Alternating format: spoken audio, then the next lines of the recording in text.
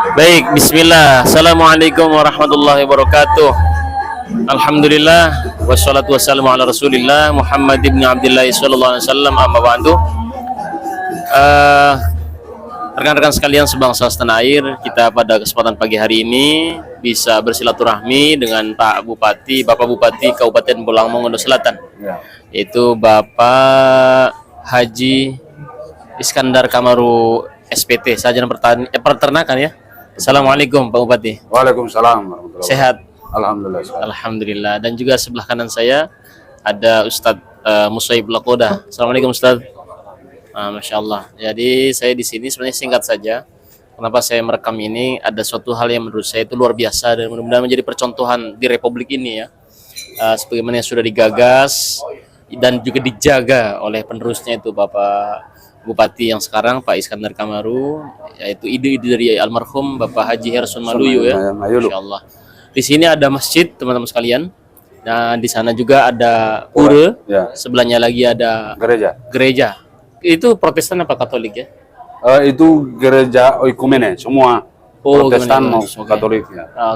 Oke, untuk lebih lengkapnya kita tanya sebentar dengan Pak Bupatinya sekarang. Nah, Pak Bupati, apa konsep yang ada dalam pemikiran almarhum Haji Herson Maluyu dan antum sebagai wakilnya waktu itu untuk terbuatnya satu wilayah pembinaan mental secara terintegrasi seperti ini, sehingga mengusung tema kabupaten religi. Itu apa konsepnya, gagasannya? Ya, baik, terima kasih. Waktu itu tahun 2015 Bapak Haji Herson Maluyu jadi bupati dan saya wakil bupati. Tapi gagasan daerah religius ini dari tahun 2010. 2010 ya. Nah, beliau berkeinginan waktu itu bahwa masyarakat sampai dengan aparatur pemerintah itu betul-betul bekerja berdasarkan agama religius. Yang kedua, konsep kenapa ini masjid dibangun, gereja dan pura yang berdekatan, bahwa kita ada viharanya. Viharanya belum, kebetulan masyarakat di sini belum ada yang Buddha. Oke, terus yang Hindu, Kristen sama Islam. Ya. Padahal agama Islam ini termasuk 94%. 94% ya, Mas. Ya, tapi beliau berkeinginan bahwa Indonesia ini itu terdiri dari beberapa suku, berbagai suku, agama dan ras. Itu hidup berdampingan. Masing-masing silakan mengerjakan agamanya sesuai dengan kepercayaan, baik yang Islam, Kristen dan Hindu, sehingga dibangunlah masjid dan pura gereja berdekatan. Baik, ini berapa luasnya nih? Areal pemerintahan ini ada 216 hektar. 216 hektar ya? Ya, di sini semua pusat pemerintahan, kemudian organisasi vertikal mulai dari boleh di-shoot Polres, Kejaksaan, kemudian Kodim dibangun di sini, termasuk ada juga sini, ya? di daerah areal sini. Kemudian rencana KPU, Bawaslu, semua di daerah sini. Masya Allah, luar biasa ya. Jadi ini penyelesaian pembangunan ini semua ini tahun keberapa? Ini pembangunannya belum tuntas, kebetulan semuanya belum tuntas karena waktu kita COVID ya, kena COVID dari 2020 sampai sekarang. Sekarang lagi bangun Islamic Center juga? Ya, kami lagi membangun Islamic Center. Kita terhambat 2 tahun, memang tidak sempat menganggarkan itu. Tapi alhamdulillah tahun ini kita mendapat dana hibah dari Provinsi Sulawesi Utara oleh Pak Gubernur sebanyak 5 miliar. Mudah-mudahan bisa selesai pembangunannya. Amin. Dan juga sebelah kita ada pembina atau pengampu dari program subuh berjamaah ya. Ini Ustadz Musaib Lakoda. Beliau ini Syekh Al-Kabir Salih. Masya Allah. Ustaz, afwan, Anda mau tanya, ini program ini apa sih kerangka berpikir pertamanya, atau sederhana gini, pengennya itu kayak apa gitu Pak Bupati waktu itu, dan lalu bagaimana cara antum menyampaikannya sehingga bisa istiqomah seperti ini? Bahkan tadi Pak Bupati bilang waktu di sambutan, coba daerah lain untuk meniru tidak bisa istiqomah ya. Kira-kira apa sih salah satu ramuannya, racikannya? Awal dari itikat baik dari almarhum Haji Herson Maluyu untuk menjadikan negeri ini religius, kemudian diteruskan oleh Bapak Iskandar Kamaru, dan kita sering menyampaikan bagaimana negeri ini bisa mendapatkan berkah dari Allah, sebagaimana Allah sebutkan fatahna alaihim barakatim minas sama. Seandainya satu negeri itu beriman dan bertakwa, walau anna ahlal qura amanu wattaqau. Satu negeri itu ada beriman bertakwa, insya Allah buka pintu-pintu keberkahan. Amin. Salah satu untuk mengawali itu dengan subuh berjamaah ini istiqomah, alhamdulillah banyak sekali kemudahan di negeri ini.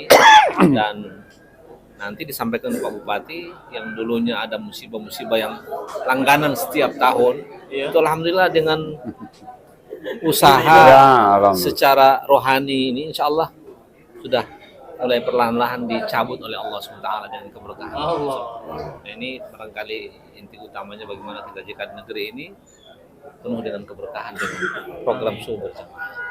Oke, Pak Bupati, ini kan perlu political will, satu kebijakan sehingga istilahnya bersifat memaksa ya. Tapi lebih kepada pembinaan.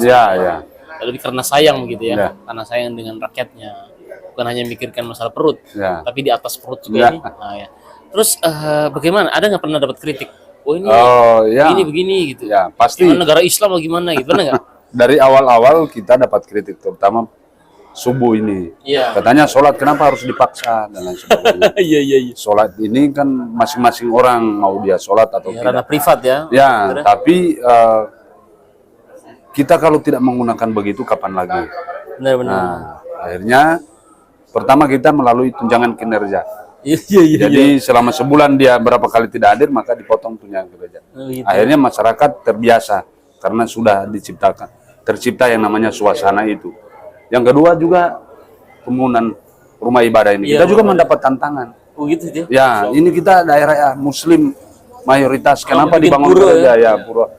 Saya bilang dibangun ini bukan berarti menyebarkan agama mereka, tidak. Tapi kita bangun fasilitas agar supaya mereka tekun beribadah. Ketika mereka tekun beribadah, maka tidak mungkin mengganggu orang lain dalam beribadah. Dan ini di kecamatan-kecamatan juga semua setiap hari Jumat. Hari Jumat begitu. Masya Allah. Bersama. Oh, jadi sekarang sudah terpecah berkembang ya? Di kecamatan-kecamatan. Masya Allah. Dipimpin oleh camat. Jadi rekan-rekan semuanya, ini merupakan satu kebijakan political will yang saya sangat respect sekali, appreciate kepada pimpinan eksekutif maupun legislatif. Karena kalau misalkan cuma eksekutif saja tanpa didukung legislatif, saya pikir tidak bisa jalan juga begitu ya, Pak Bupati. Maka kita doakan beliau-beliau ini, para pemimpin-pemimpin di Bolang Mongondo Selatan ini dimudahkan urusannya oleh Allah SWT. Amin. Dan ini adalah miniatur keanekaragaman bangsa Indonesia. Adanya di Bolsel ini. Jadi ini adalah daerah percontohan miniatur keanekaragaman. Bisa kok walaupun non-muslim itu hidup di wilayah mayoritas muslim, bisa Pasekdanya Kristen ya, Masya Allah, tapi bisa beraneka ragam. Nah, inilah salah satu menurut saya hal yang luar biasa dari Bolsel. Walaupun daerahnya sendiri mungkin masih baru masih baru lahir, baru berkembang, 14 tahun. Tapi bukan hanya memikirkan jalan, bukan hanya memikirkan pembangunan gedung-gedung, tapi bagaimana pembinaan mental, pembangunan karakter ya tadi karakteristik ini. Karena ketika kita bicara tentang pencegahan korupsi, pencegahan penyelewengan, dan itu harus berawal dari penataan rohani gitu. Karena kejujuran, kedisiplinan itu datang dari rohani itu. Terakhir kepada Pak Bupati, kira-kira apa visi misi ke depan? Ini pondok pesantren kan belum ada nih. Target memang kita ke depan bagaimana Bolang Mongondo Selatan punya pondok pesantren yang modern, bukan belajar tentang agama melulu, tapi bagaimana juga bicara dunia tentang akhirat lah ya. Dunia akhirat. Jadi bagaimana anak-anak pesantren yang keluar nanti itu bisa membuka usaha dan lain sebagainya. Ya paling tidak bisa mandiri. Dia keluar dari pesantren, dia tahu tentang agama, tapi dia juga tahu tentang bagaimana dia bisa hidup. Punya soft skill juga dia. Punya soft skill, entrepreneur, semacam itu. Ini kebetulan beliau juga sarjana peternakan ya. Siap. Saya yang pecinta juga peternakan perikan. Jadi nanti kita bisa kolaborasi ya. Bisa. Oke, Ustadz Musaib Lakoda, terakhir closing statement.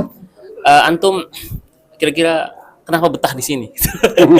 Artinya apa yang menarik dari Bolsel? Di samping memang saya kabar-kabarkan ini adalah salah satu wilayah dakwanya orang Ternate. Apa karena itu? Kira-kira begitu. Yang paling utama dari sejak almarhum Bapak Herson Mayulu sampai sekarang, ulama di Bolsel sangat dimuliakan, Ikram ya. dihormati, sangat dimuliakan dibandingkan dengan daerah-daerah lain. Jadi itu yang paling pertama, dan inilah yang Nabi mengatakan negeri ini akan terbangun dengan dua perkara, ulama dan umara. Masya Allah. Nah ini Sinergi ya. Harus sinerginya sinergi. dengan dua perkara, Sejalan. ulama dan umara. Nah di Bolsel ini sangat luar biasa sinerginya dengan ulama. Itu yang saya jadi betah dan Betah ya? senang. Padahal luar biasa jauh, masya Allah. Saya sendiri, waduh, belum tentu mau. Jadi tapi intinya gini, kalau saya rasakan di sini teman-teman, memang ini sangat membuat kangen. Ini gunung sekelilingnya, memang Sulawesi Utara dikelilingi gunung. Baik, sebagai penutup dari apa yang kita sampaikan, baqiya bil akhin. Barang siapa yang mencari kawan tanpa celah, tanpa ada cacat, maka selamanya dia tidak akan punya kawan. Begitu katanya begitu. Ya. Lalu nata'awan fi mattafaqna, mari kita saling tolong menolong membangun negeri ini, bangsa ini atau daerah ini Ya. dengan kesepakatan yang kita sepakati. Tetapi ketika ada perbedaan, wa nata'adzar fi makhtalafna, kita bisa legowo. Betul. Jadi intinya terhadap kesepakatan kita bersama-sama kerja, terhadap perbedaan kita sama-sama. Waalaikumsalam.